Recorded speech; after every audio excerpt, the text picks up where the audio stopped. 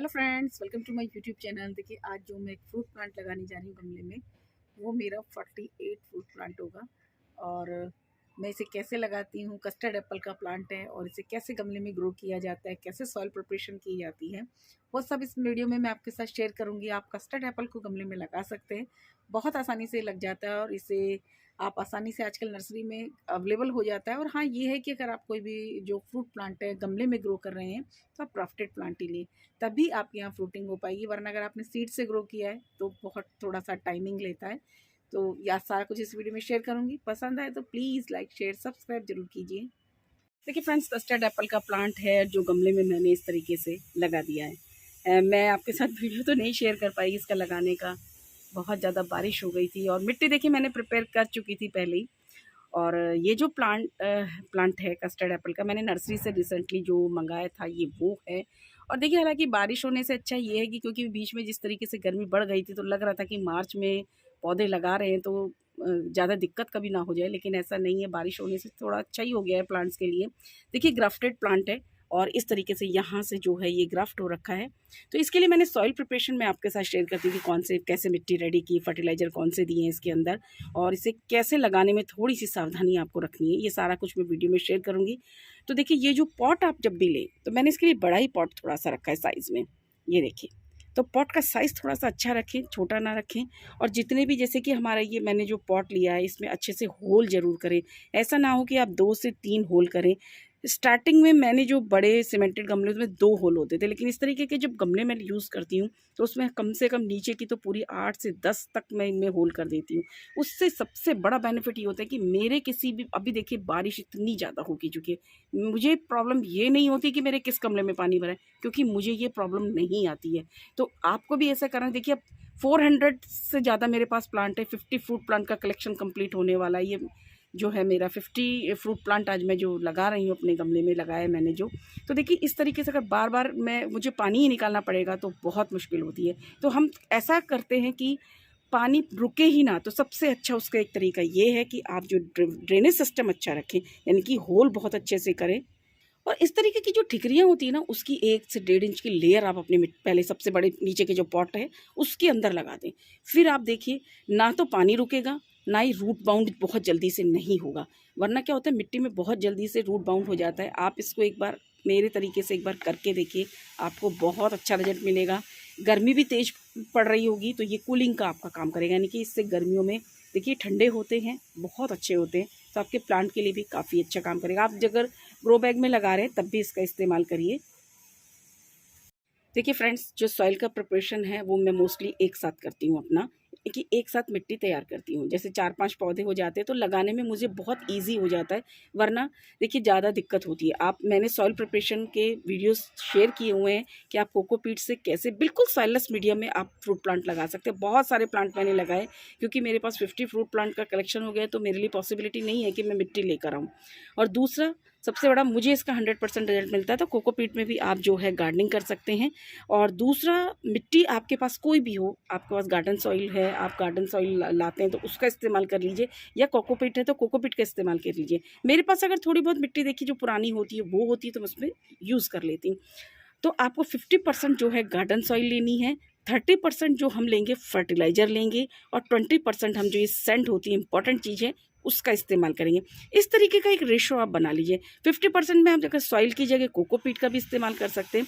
देखिए, मैं आजकल कोकोपीट का तो इस्तेमाल करती हूँ, साथ में जो कचरा मेरा निकलता है टेरेस का, उससे जो मेरी सॉइल प्रिपेयर होती है कि इस तरीके के जो बिग कंटेनर्स होते हैं मेरे, इनके अंदर मैं सारा कचरा डाल के, और 1 साल में मैं इसमें सब्जियां भी ग्रो करती हूँ। और उसके बाद जो मिट्टी मेरी रेडी होती है उसके अंदर मैं अपने फ्रूट प्लांट्स को ग्रो करती हूँ।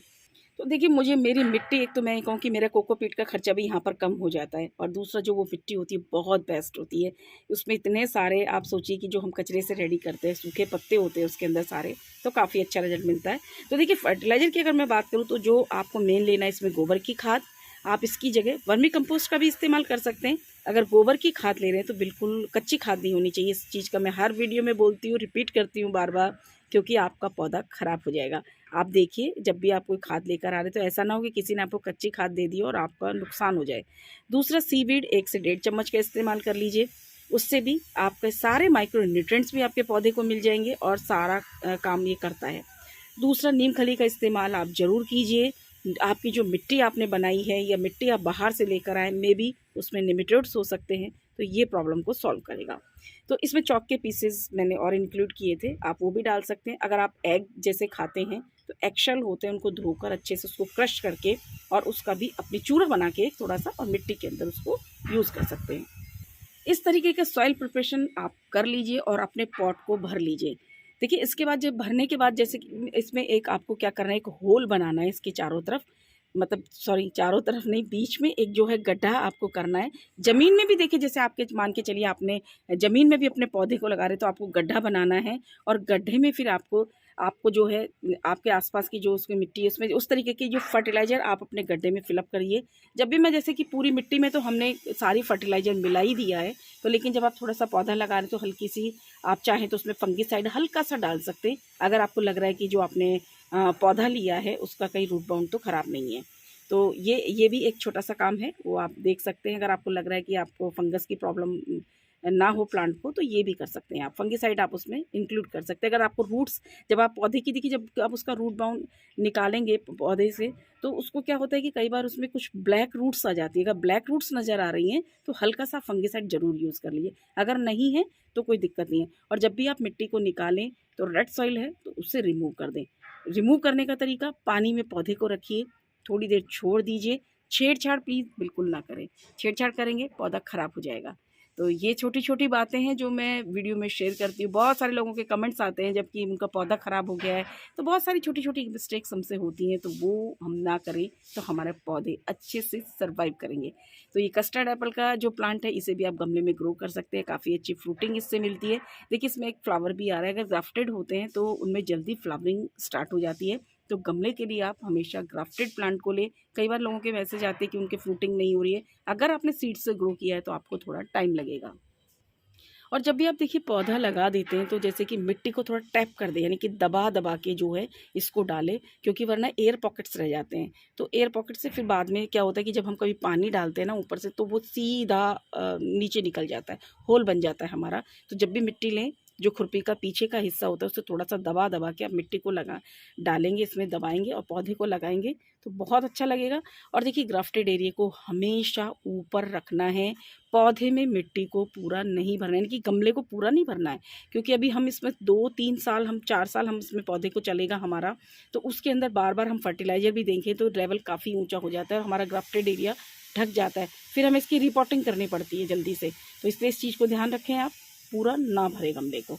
और दूसरा, जैसे कि हमने जब लगा दिया एक सपोर्टिंग सिस्टम, जैसे ये स्टिक मैंने एक लगाई हुई है, ये ज़रूर लगानी है। इतनी आंधी बारिश कल हुई है लेकिन मेरा प्लांट सेफ बचा इसी से। अगर ये स्टिक ना होती तो देखिए प्लांट की तो जड़ें तो होती नहीं है, अभी हमने रिसेंटली लगाया है, या पौधे की जो जड़ें, नए पौधे होते हैं तो वो क्या होता है, बिल्कुल हिल जाते हैं। अगर उनका रूट बाउंड बार बार हिलेगा, वैसे भी टेरेस पर जब हवा काफ़ी चलती है तो रूट बाउंड हिलने की वजह से पौधा हमारा ख़राब हो जाता है। और पौधा लगाने के तुरंत बाद एक छोटा सा काम और करना है, हर वीडियो में शेयर करती हूँ कि 1 चम्मच से थोड़ा कम 1 लीटर पानी लीजिए, उसमें आप एप्सम सॉल्ट को डालिए और उसकी एक वाटरिंग कर दीजिए। आपका प्लांट जो शॉकिंग में आया है वो बिल्कुल नहीं आएगा और अच्छे से सर्वाइव करेगा।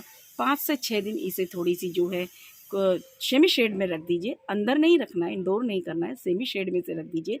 उसके बाद क्या होगा, आपका पौधा एकदम सर्वाइव करेगा। और इसके बाद इसे जहाँ रखना है, इसे खुली धूप में रखना है, यानी कि अच्छी सी धूप में इसे रखिए। जब 5 से 6 घंटे की, हर फ्रूट प्लांट को अच्छी धूप की ज़रूरत होती है, तभी उनमें फ्लावरिंग और फ्रूटिंग होती है।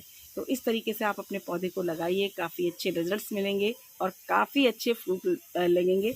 और मेरे भी जो है 50 फ्रूट प्लांट का कलेक्शन जो है कंप्लीट हो गया है और सारा वीडियो में शेयर करूँगी। हालांकि बारिश होने से थोड़े से जो है हमारी फ्रूट्स बहुत छोटे छोटे थे, वो डैमेज भी हुए हैं और बहुत सारे लोगों के साथ हुआ होगा, वीडियो में कभी शेयर करूँगी। और वीडियोस पसंद आए तो प्लीज़ लाइक शेयर सब्सक्राइब ज़रूर कीजिए। Thank you.